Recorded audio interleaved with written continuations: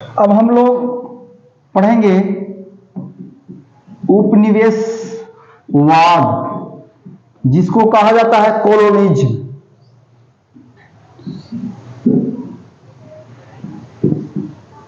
Colonialism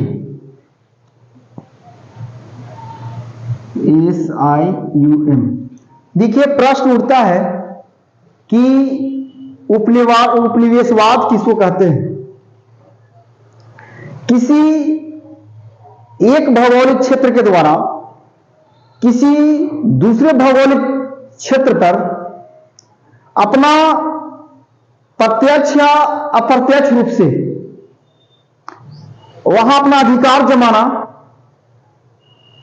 वहां की राजनीतिक और आर्थिक गतिविधियों में हस्तक्षेप करना उपनिवेशवाद कहलाता है। या बोल सकते हैं कि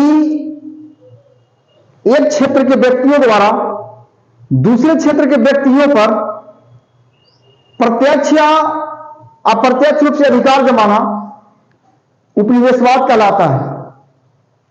एक देश के व्यक्तियों द्वारा अपने भौगोलिक सीमा क्षेत्र को छोड़कर किसी दूसरे के भौगोलिक सीमा क्षेत्र में प्रत्यक्ष या अप्रत्यक्ष रूप से वहां अधिकार जमाना उपनिवेशवाद कहलाता है। देखिए, सबसे पहले यह उपनिवेशवाद का जो प्रारंभ हुई, और वो उपनिवेशवाद के दौर में सबसे पहला देश जो है पुर्तगाल आया।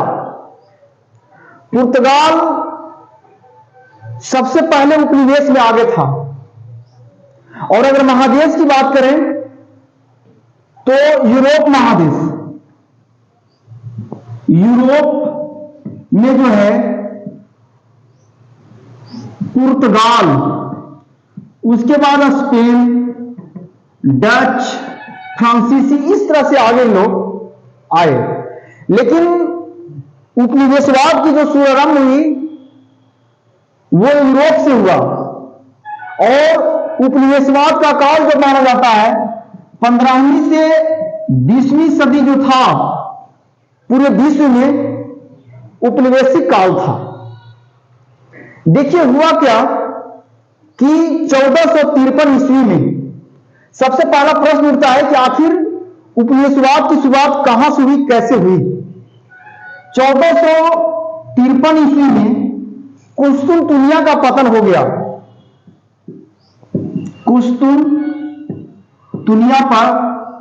कुस्तुनतुनिया का पतन हो गया और इस पर जो कहा जाता है तुर्की का अधिकार इस पर हो गया।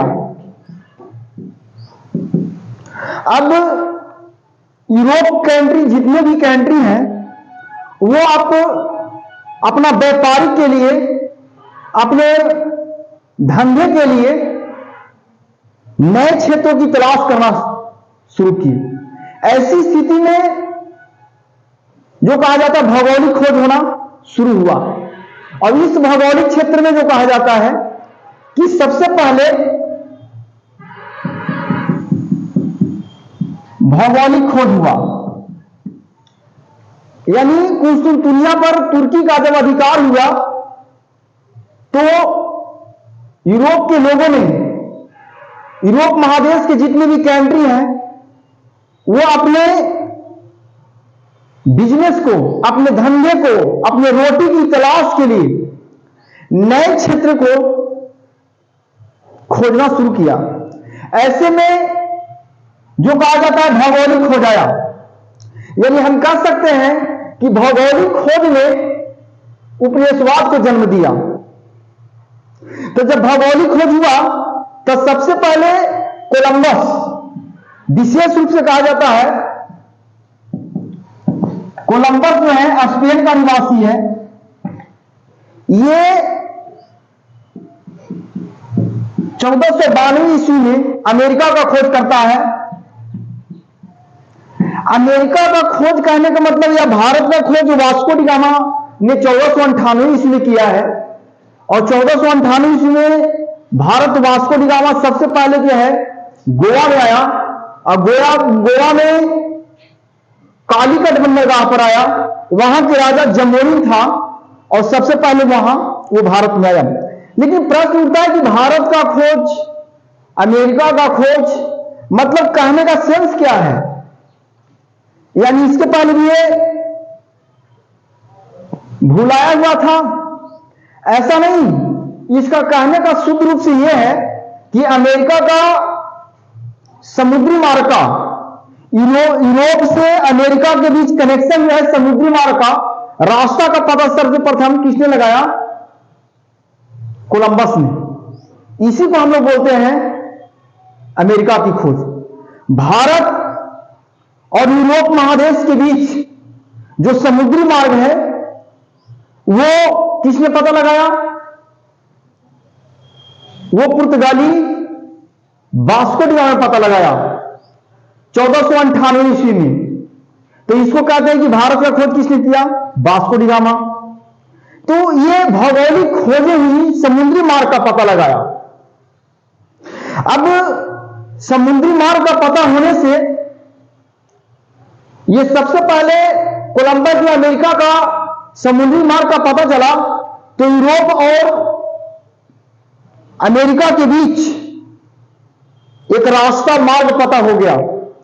अब ये जो है कोलंबस जो है अमेरिका से सोना, चांदी, आभूषण अपने देश जो है स्पेन ले जाते हैं और यहां ले जाकर के जो कहा जाता है कि वो धीरे धीरे जो है कहा जाता है अमीर बन गए। तो इसमें स्पेन कुछ ही दिनों में स्पेन कंट्री जो है बहुत अमीर हो गया। इससे यूरोप के और कई देशों ने देखा कि स्पेन दिन प्रतिदिन धनवान बनते जा रहा है, शक्तिशाली बनते जा रहा है, इसका आखिर कारण क्या है? तो उससे पता चला कि कहीं ना कहीं दूसरे देश की कनेक्शन में किसी दूसरे देश से आवागमन इसका शुरुआत है, इसके कारण ये धनवान बनते जा रहा है। बस इसके ही देख करके जो है यूरोप के और सारे जितने भी कंट्री थे, अब सभी लोगों ने भौगोलिक खोजों के लिए जो है दौड़ लगाना शुरू कर दिया। बस अब इसी में जो कहा जाता है कि वास्को डी गामा भारत पहुंचे।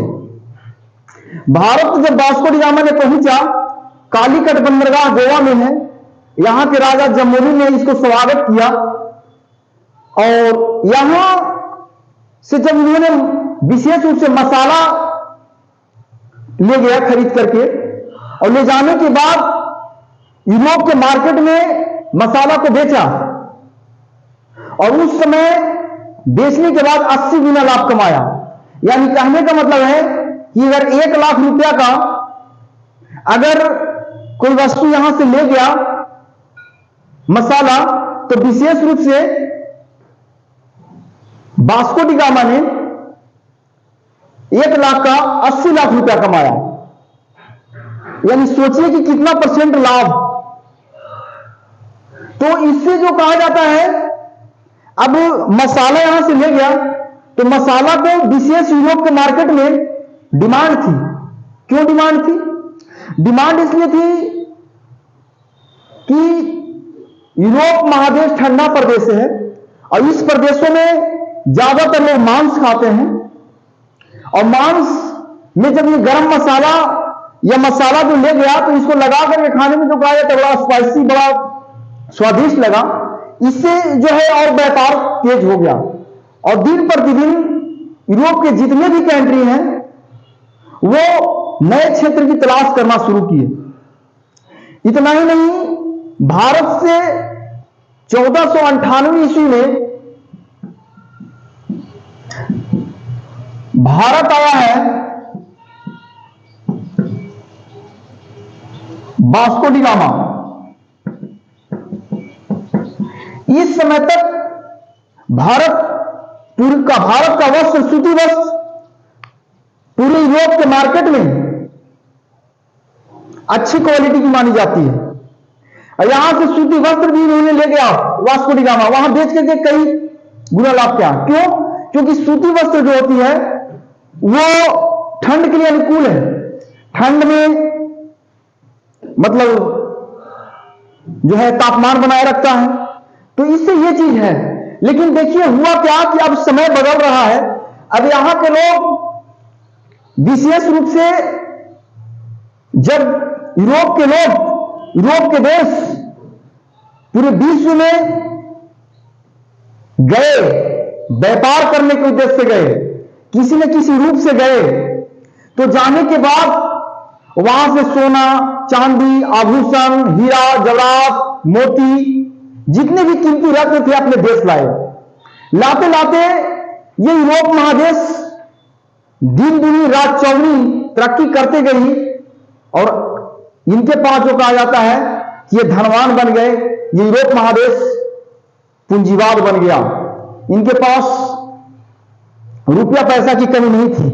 अब ऐसी स्थिति में ये जो कहा जाता है कि ये जब इनके पास पैसा ज्यादा आ गया, रुपया पैसा ज्यादा आने के बाद ये अब अपनी पूंजी को कहीं इन्वेस्ट करना चाहते थे, क्योंकि इनका एक ही पर्पस था, एक ही उद्देश्य था, लाभ कमाना, अपने आप को धनवान बनाना। ये कहीं दूसरा कंट्री में गए तो दो उद्देश्य, तीन उद्देश्य से गए, जिसको कहा जाता है ट्रिपल जी नीति कहा जाता है। ट्रिपल जी नीति ये क्या है? ट्रिपल जी नीति कहने का मतलब कि गोल्ड यानी सोना, ठीक है, ग्लोरी, ग्लोरी यानी कीर्ति, और गॉड यानी कहने का मतलब सोना, कीर्ति, कीर्ति, जस और ईश्वर। यानी कहने का मतलब ये तीन उद्देश्य लेकर के यूरोप के देशों में, पूरे विश्व में अपना धाक जमाया। ये गए पहली बात की दुनिया से सोना, हीरा, जवाहरात, मोती को इकट्ठा अपना केंद्र किए। दूसरी बात पूरी दुनिया में नाम कमाया। तीसरी बात अपनी धर्म का यूरोप महादेश जो है वो ईसाई धर्म में बहुलता वाला क्षेत्र है। वहां के ईसाई धर्म के लोग ने पूरी दुनिया में जाकर के ईसाई धर्म की ओर लोगों को आकर्षित किया और अपने धर्म पाठ पढ़ाया, अपने धर्म प्रचार का उद्देश्य बनाया। और ये तीन उद्देश्य से गए और तीनों उद्देश्य से जो कहा जाता है पूरी दुनिया पर अपना आधिपत्य स्थापित कर लिया। ये तीन उद्देश्य से गए, पहला कि सोना, चांदी, आभूषण इकट्ठा करना, दौलत कमाना। दूसरा अपना कीर्ति, जस, शान शौकत कमाना। तीसरा अपने धर्म प्रचार करना। ये पूरे विश्व में यूरोप के लोगों ने किसी न किसी रूप से ये तीन उद्देश्य लेकर के गए।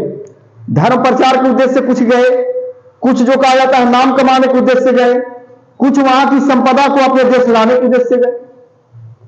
तो जब उनके पास पूंजी बहुत ज्यादा हो गया, अब दुनिया में यूरोप के लोग हर कंट्री में दिखाई दे रहे थे। हर कंट्री में, पूरे विश्व में कोई ऐसा कंट्री नहीं था कि वहां के यूरोप के देश के लोग निवास नहीं कर रहे थे। और धीरे धीरे वो अब वहां जाकर के अपने कल कारखाना, उद्योग धंधा, फैक्ट्री की स्थापना करना शुरू किए। क्यों? क्योंकि उनका एक ही मकसद था, लाभ कमाना। अब ये पूरी यूरोप की मार्केट में जब ये जाना शुरू किए तो जाने के बाद यानी कह सकते हैं कि उपनिवेशवाद ने पूंजीवाद को जन्म दिया और पूंजीवाद ने साम्राज्यवाद का जन्म दिया। क्योंकि किसी के पास जब अधिक पूंजी होगी तो ऑटोमेटिक वो साम्राज्य खड़ा कर लेगा। और यही हुआ जब उपनिवेशवाद का उदय हुआ। तो उपनिवेशवाद के उदय के साथ साथ पूरी दुनिया में जो कहा जाता है कि उपनिवेशवाद ने ही किसी न किसी रूप में एक औद्योगिक क्रांति को जन्म दिया। और औद्योगिक क्रांति की शुरुआत यूरोप में ही हुआ। यूरोप में ही औद्योगिक क्रांति की शुरुआत हुई और पूरे दुनिया में ये धीरे धीरे फैलते चले गए।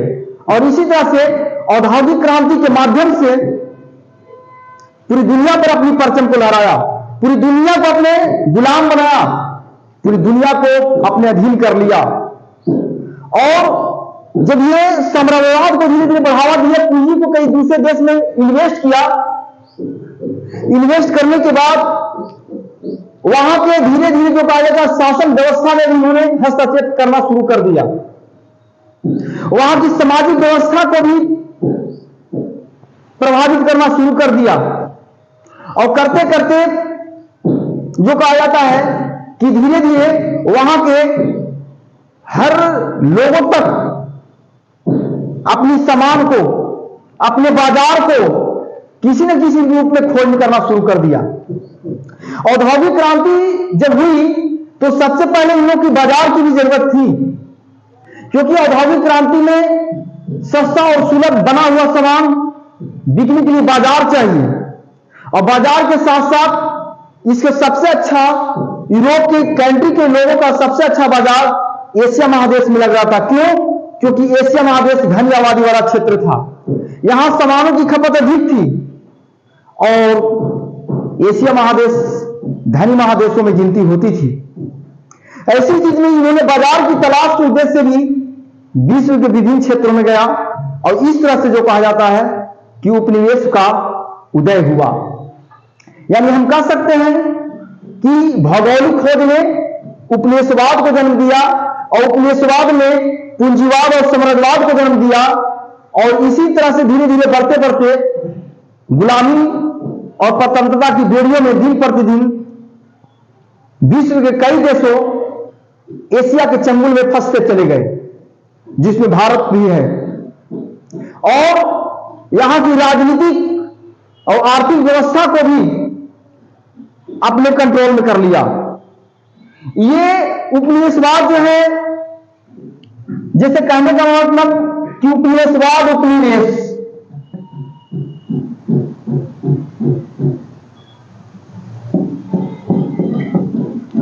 जब कोई शक्तिशाली राष्ट्र या कोई विकसित राष्ट्र अपने से कमजोर देश पर या अपने से कमजोर क्षेत्र पर प्रत्यक्ष या अप्रत्यक्ष रूप से, सामाजिक या आर्थिक रूप से वहां पे अपना आधिपत्य जमा लेता है, अपना अधिकार जमा लेता है, अपना प्रभुत्व जमा लेता है, तो उसे उपनिवेशवाद कहा जाता है। और जिस क्षेत्र पर वो कब्जा करता है वह क्षेत्र उसका उपनिवेश कहलाता है। जैसे अगर कहा जाए कि भारत 1947 के पहले किसका उपनिवेश था, तो इंग्लैंड का उपनिवेश था। तो उपनिवेश का शाब्दिक अर्थ होता है कॉलोनी, कॉलोनी बसाना, एक नया क्षेत्र का बसाव करना, अपने द्वारा कहीं दूसरे क्षेत्र पर जाकर के एक नया क्षेत्र को बसाव करना और अपने अधीन करना कॉलोनिज्म कहलाता है, उपनिवेशवाद कहलाता है। उपनिवेशवाद की अगर प्रारंभ हुई तो यूरोप से हुई, लेकिन यूरोप ने पूरी दुनिया को उपनिवेश के माध्यम से गुलाम बनाया, यहां तक कि वहां की शासन व्यवस्था में भी हस्तक्षेप किया, वहां की पूरी अर्थव्यवस्था को भी अपने अधीन करने का काम किया। उपनिवेशवाद जो है यूरोप से शुरुआत हुई, लेकिन यह उपनिवेशवाद यूरोप में दो तरीके से शुरुआत हुई। पहला, यानी कह सकते हैं कि उपनिवेशवाद दो प्रकार का, एक प्रत्यक्ष एक अप्रत्यक्ष। प्रत्यक्ष जो होता है बोल सकते हैं कि सैनिक के माध्यम से, और अप्रत्यक्ष व्यापार के माध्यम से।